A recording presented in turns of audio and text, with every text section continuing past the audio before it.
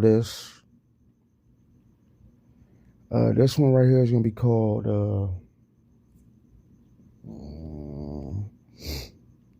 The Death of the Black Man, 2024 or 2025. All right, once again, I'm going to name this one The Death of the Black Man, 2024 to 2025. All right, let's get this show started.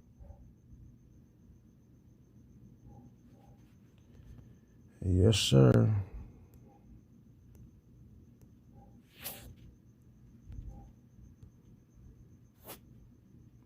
Oh, yeah, fair use. It don't matter anyway. All right, but yeah, this right here was 4 years ago. Policeman's knee on his neck. And don't worry.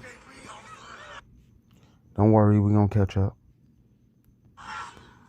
As he pleads for air, the officer is unmoved. This went on for minutes.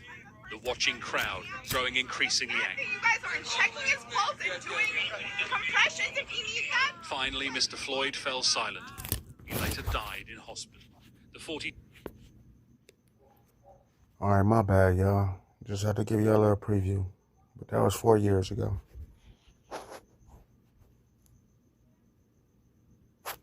It is March 23, 2025. My bad. But here we go. Aaliyah, love your hair. I mean, it's easy to spot me on the court, I bet. But you've always been like that. See me? Yeah. Before you hear me, all done. Thank you. You're welcome. Not so fast. I love you. Reporting live from Hyper Clubhouse in Atlanta for Hype Plus News, I'm John Apple. Now, everyone is talking about this fatal shooting that would take place in Georgia this past weekend, which involved a white woman killing her black boyfriend. The incident took place in Waynesboro, Georgia, approximately a 2.5-hour drive out of Atlanta. According to the Shade Room, who would report the story, the Burke County Sheriff said a fatal shooting over the weekend that claimed the life of Telvin Osborne was not accidental, and that his girlfriend, Hannah Cobb, is a suspect. In a news conference, Waynesboro, Georgia Sheriff Alfonso Williams held a news conference Tuesday afternoon, stating both parties had been drinking and there was a confirmed altercation before the shooting. Now, Yo. Whether interracial relationships or not, be careful on your alcohol consumption. Things get wild. I'm just saying, be careful. Investigators say they found Osborne in the master bedroom with a gunshot wound to the chest. He was pronounced dead at the hospital. Now, multiple news outlets have also reported that Cobb was the person who notified authorities of the shooting and was applying pressure to the wound as the police arrived. In addition, she would tell authorities she and Osborne had been out all night. She was You know what? I'm not even gonna lie. It looks like they was made for each other. her firearm and the gun went off, hitting Osborne. However, according to Sheriff Williams during a news conference, he would inform viewers regarding the misinformation that has been spread about the case, including the suspect cleaning the weapon. Williams would say at no point during the investigation was there any information about a person cleaning a weapon. Now, in the wake of Osborne's death, his alleged tweets are now surfacing where he has talked negatively about black women. Allegedly, Osborne's old Twitter account features the username White Girls Are Fun, hasn't been active since July.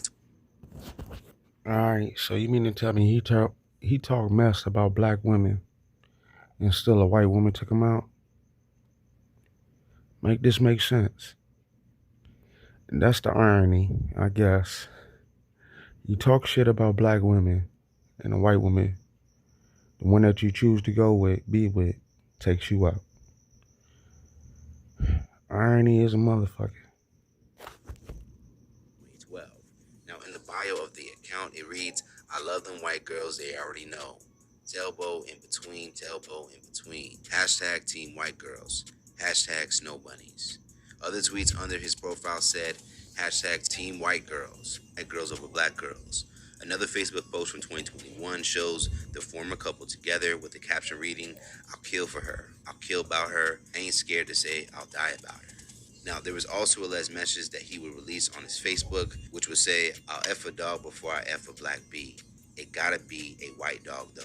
Now, after this new information was released to the public, many had a change of opinion towards the case, specifically how Osborne disparaged and talked down on black women in favor of white women. One of Osborne's cousins would advocate for justice in this case because it took some time for Cobb to be arrested. Before she was charged, Osborne's cousin would tweet. Yeah, just to let y'all know, I got a couple of more, so, we're just going to get through this one real quick. "My cousin's girlfriend, Hannah Cobb, killed him Sunday morning and is claiming that she got drunk at the club and came home to clean her gun at 5 a.m. and it accidentally went off. Her dad is a cop and currently she has not been charged. The Burke County Sheriff has already been warned that it's about to get very real down there. My family is too deep in that area for this to be taken lightly. Rest in heaven, Telvin. We gotta get justice one way or another."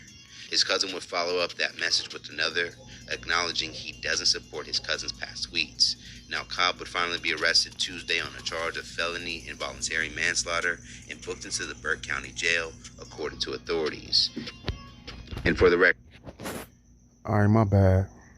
I just had to say, I guess it's a good thing he didn't have kids with her, right? I don't know, maybe I'm tripping.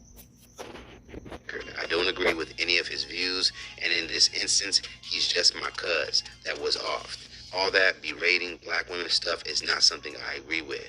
It looks like even the cousin's tweets wasn't enough to muster up sympathy after most learned Osborne's thoughts on black women and his preference for white women. Many black social media users would jokingly agree to stay out of the news story as it has nothing to do with them. One social media user would write, "Rest in preference." Another user would jokingly add, "Well, he definitely died about her. By her." One more user on social media would send a message to other black users writing, "Skinfolk, stay out of this one. We not..." All right, here go another one. We're going to leave that one alone for right now.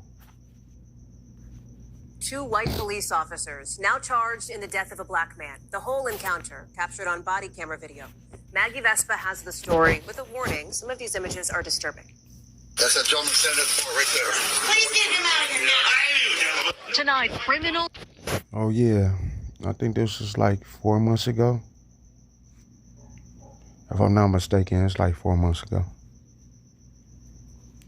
March 23rd, 2025. 4 months ago. So, January, December, you know.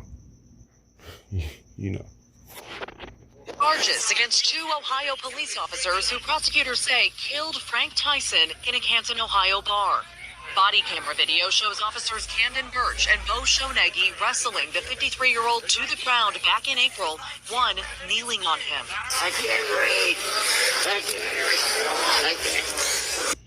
Oh yeah, once again, the title of this is going to be called The Death of the Black Man from 2024 to 2025. I can't breathe. You're fine. You're good. Shut the And later leaving him face down, motionless for more than 5 minutes before checking his pulse. Now we know who the bad guy is. Wait a minute. Wait a minute. All right. I got an honest question. Do we really know who the bad guy is? All right, this shit ain't funny. My bad. And it wasn't Frank. Prosecutors charging the officers with reckless homicide, No one is above the law. saying the third-degree felony could carry 3 years in prison. That point frustrating for Tyson's brother. So you don't believe those charges are strong enough? No, I do not. In today's time, when a man said he can't breathe, and whether he can't breathe or not, just saying it should be an eye-opener. A police union rep saying, "We urge people to give these officers the same rights as the people they arrest. They are innocent until proven guilty." Police said the April encounter began with Tyson crashing his car into a pole and running into the bar. We're a private club. Somebody came in. We've asked him to leave. He won't leave. To me, it sounds like he was running from the police. But, what do I know? I smoke weed, drink beer. I'm delusional.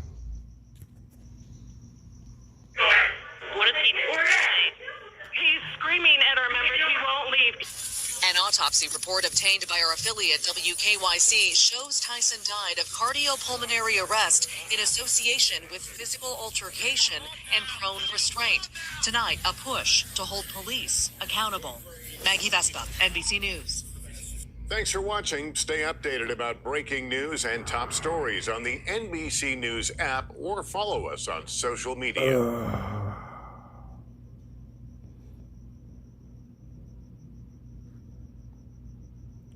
A feud between two local gangs. All right. As you see already, it says shooting that killed 7-year-old Breon Allen connected to rap song.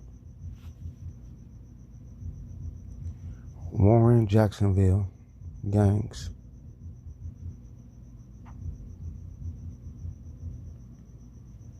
And this was published 9 days ago. All right, I'm gonna get to it.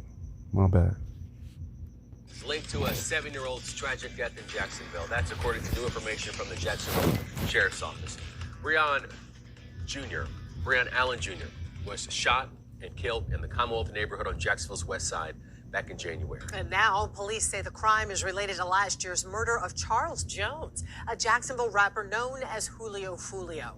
Jones was ambushed during his birthday celebration in Tampa last June. This is the shocking surveillance video from that night when Jones fled as a group chased him with guns in the parking lot of a Holiday Inn.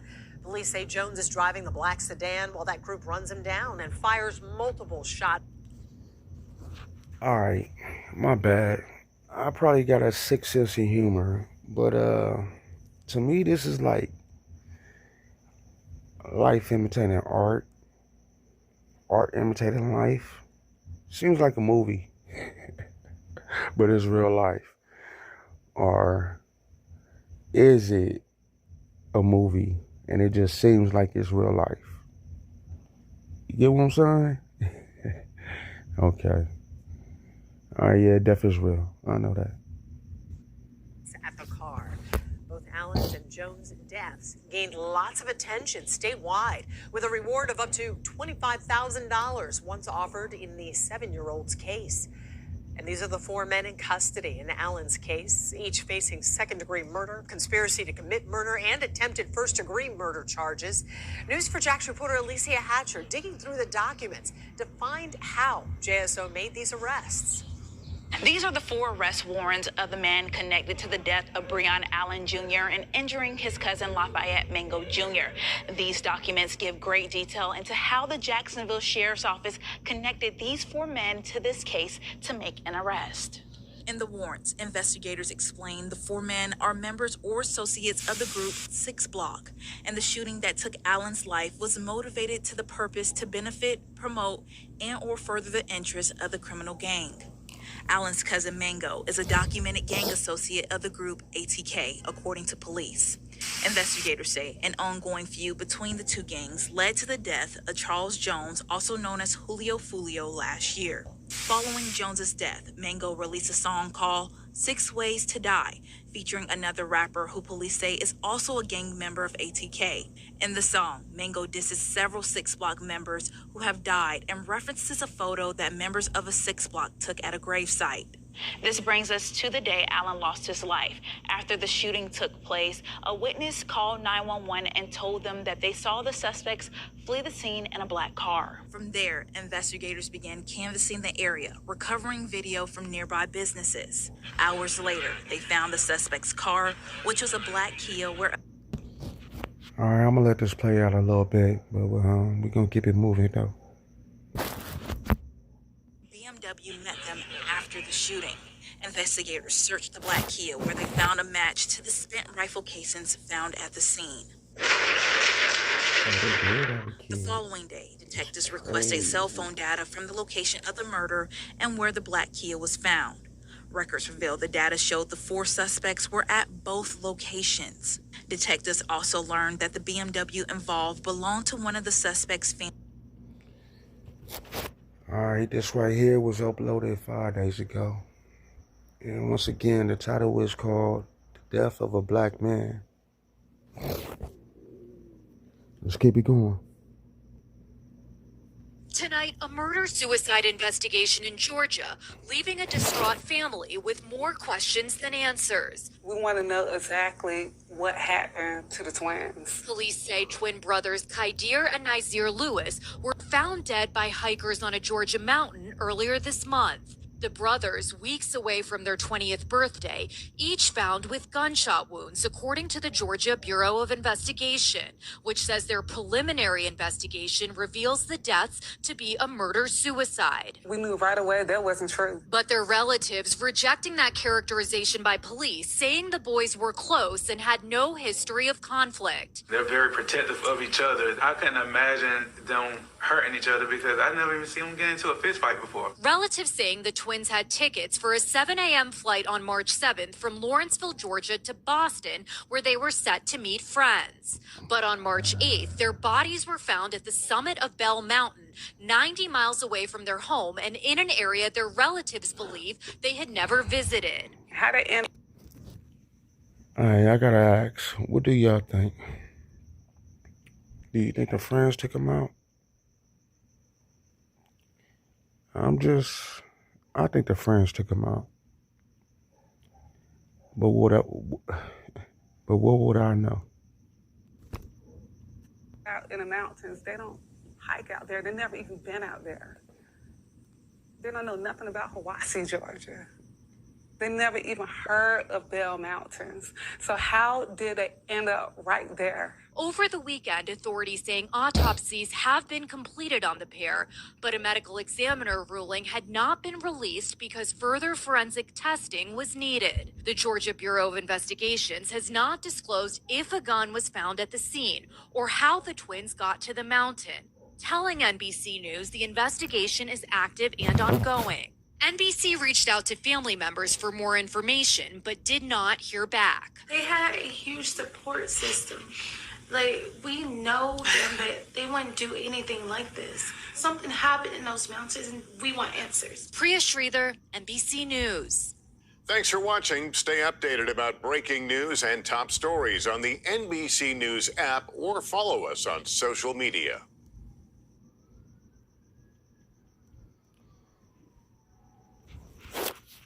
Alright. Well, I guess that's it for right now. Let me double check real quick.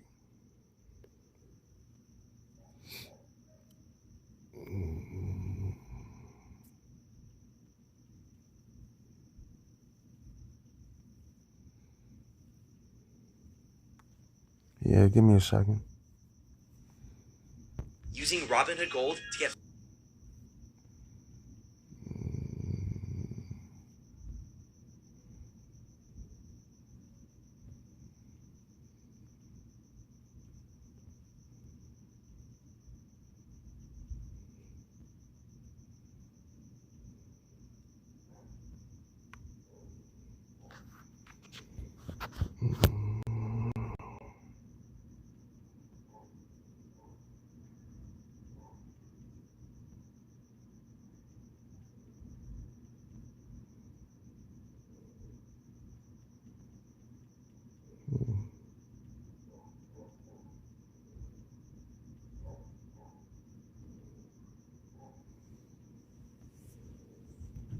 Those with Robinhood Gold can enjoy a 3% IRA match. Tremendous.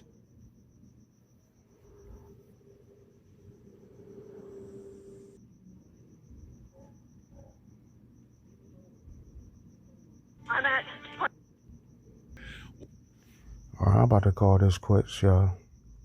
Have a good night. And please like, share, and subscribe. Much appreciated.